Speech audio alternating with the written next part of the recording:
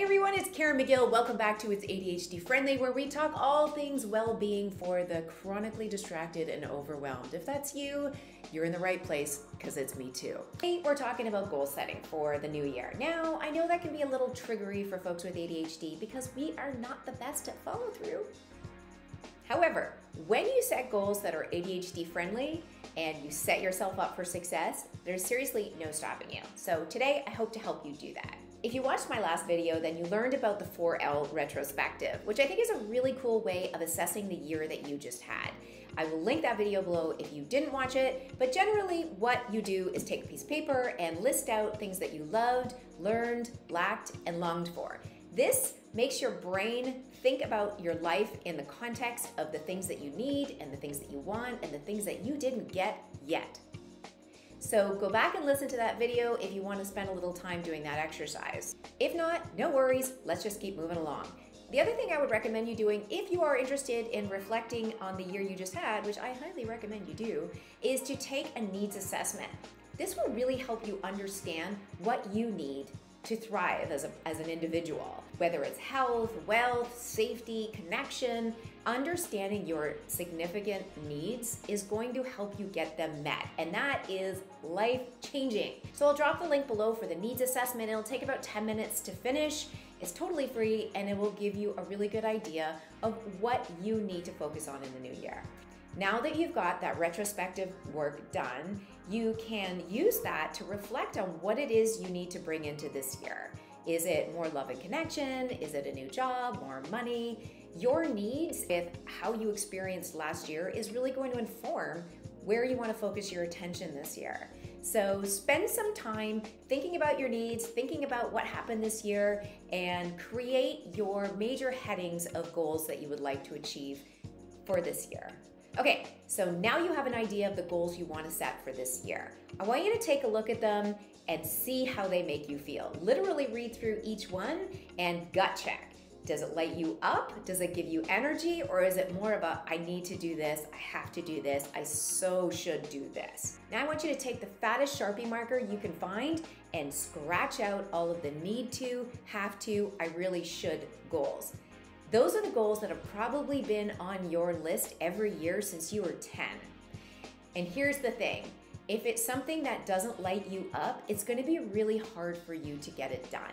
So if it's something in your heart you know you wanna focus on because it's a true need, that's one thing. But if it's something that society or your mother or your great Aunt Susie wants you to do, that's something that needs to come off your list.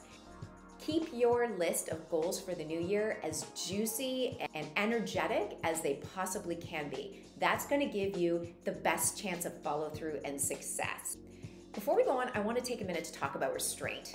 Now, take a look at your goal list and evaluate how many goals you actually want to achieve. Some of them might be small and might not take very much time, but some of them are probably big and might take years to accomplish.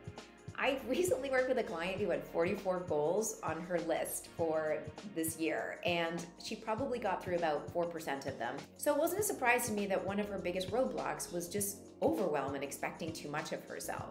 So with that in mind, look at your goal list and ask yourself, am I setting myself up for success or failure with the number of things I want to accomplish in this year?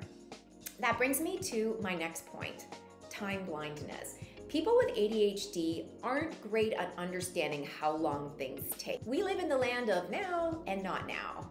So to really understand whether or not you are setting yourself up for success, it might be helpful to enlist the feedback of somebody you trust to say, hey, am I being realistic with the things that I want to accomplish this year? If you don't want to get feedback from the people in your life and you'd prefer to have like an objective opinion, then you might want to work with a coach, and I would be happy to help you streamline your goals so that they will work for you. So take a minute now to reflect on your list and make sure that it is something you can actually accomplish in the next 12 months. Now that your list is set, I recommend chunking your goals into quarters. So if your goal is going to take you a whole year to achieve, what are your milestones in Q1, Q2, Q3, and Q4?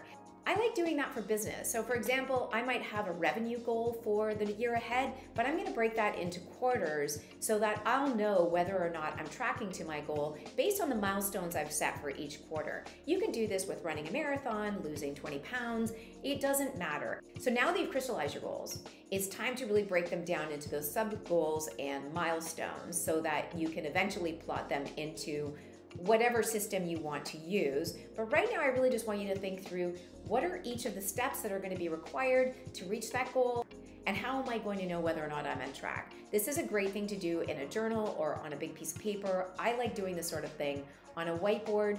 Do whatever works for you, make it as creative and fun as possible, but take those major themes, break them down, and then we'll move on to the next step. This process is all about building structure, which is so important to ADHD brains, but really it's important to all of us. It's hard to know in the moment what the next step is if you haven't really thought through the bigger picture and where it is you want to go. So please don't skip this step of listing out your goals and timelines and putting them on whatever calendaring system you use. This structure piece is so important. ADHD brains are not great with short and long-term memories. So we really need to externalize our goals and design reminder systems that will constantly keep us on track. Personally, I need to have a variety of different reminder systems, or else things become white noise and I'm very good at ignoring them. So I have my structure with my productivity app. I also put things in my calendar, a written calendar. I use Alexa for reminders throughout the day. She's really good at repetitive tasks, so she reminds me at 9 a.m. and 2 p.m. every day to refer back to my to-do list for the next task, or else I'll stay on Instagram all day long. I also use Streak in my Gmail account. It's really helpful for setting up emails that you will send to yourself in the future. So as part of my goal planning process, I will send myself an email at the top of each month saying, hey, these are the things that you committed to doing this month, and review the things that I committed to doing the previous month. I know it may sound like a lot, but these are the guardrails that I need to stay on track with my goals, and I find them super helpful. The last piece is accountability. Now, personally, I use a coach to keep me accountable to my goals, to remind me of my why, and to help me avoid getting distracted by shiny pennies and squirrels, which is very common for me. And I'm constantly picking up new ideas that I want to execute on. But my coach is there to keep me focused on my goals, on my why, and achieving what it is I want to get done. That way I can park my shiny pennies for the future once I've accomplished what it is I said I was going to do in this year. I also recommend body doubling for folks with ADHD. A great resource is FocusMate. I will leave a link to that below so that you can check it out, but it's basically just logging into a Zoom meeting room, listing out the things that you're going to focus on for the next hour, watching other people focus on their work while you work on yours. Everybody stays silent and on mute, and it just seems to work for some reason.